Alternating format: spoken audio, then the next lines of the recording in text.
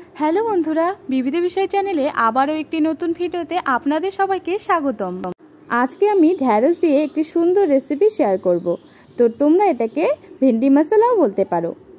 তো চলো ঝটপট রেসিপিটা দেখে নেওয়া যাক। আমি কিন্তু ঢ্যাঁড়সটা ধুয়ে কেটে নিয়েছি, আর এভাবে আমি লম্বা লম্বা করে কেটেছি। তোমরা চাইলে আর একটু ছোট ছোট করতে পারো। এবারে আমি ঢ্যাঁড়সটার মধ্যে দিয়ে দেব সামান্য পরিমাণে নুন, আর দিয়ে দেব শুকনো লঙ্কা গুঁড়ো, আর সামান্য পরিমাণে লেবুর রস। এই তিনটি উপকরণ দিয়ে আমি ঢ্যাঁড়সগুলোকে ভালোভাবে মিশিয়ে নেব। আমি হাত দিয়ে দেখো ভালো করে এগুলোকে মিশিয়ে নিচ্ছি। তোমাদের কার কার ঢ্যাঁড়স খেতে ভালো লাগে এটা কিন্তু আমাকে কমেন্ট করে অবশ্যই জানাবে। এই রেসিপিটা তৈরি করার জন্য আমি এখানে কিছু মশলা গুলিয়ে নেব।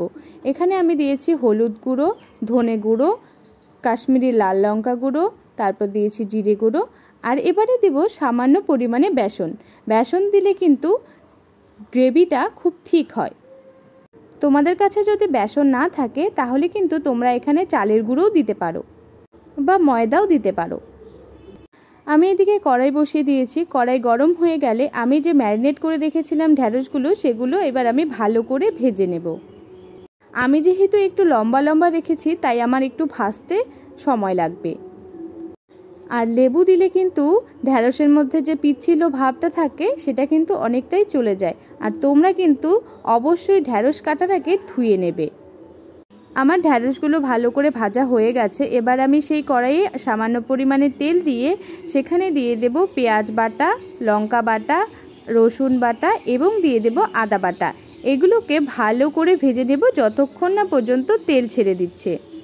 আমার সব মশলাগুলো থেকে তেল ছেড়ে দিয়েছে। এবারে আমি যে মশলাগুলো গুলিয়ে রেখেছিলাম ওখানে সেই মশলাগুলো দিয়ে দেব। সেগুলো ভালো করে ভাজাভাজি করে নেব যতক্ষণ না পর্যন্ত তেল ছেড়ে দিচ্ছে। এবারে আমার আর একটা উপকরণ লাগবে, সেটা হলো দই। অবশ্যই এখানে টক দই নিতে হবে। এবার আমি টক দইটা এর মধ্যে দিয়ে দেব।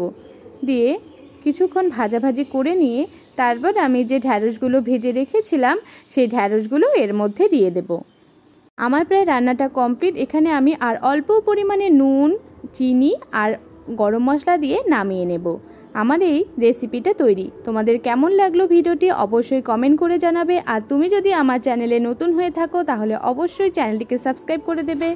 আজকের মতো টাটা, সবাই ভালো থাকবে, সুস্থ থাকবে।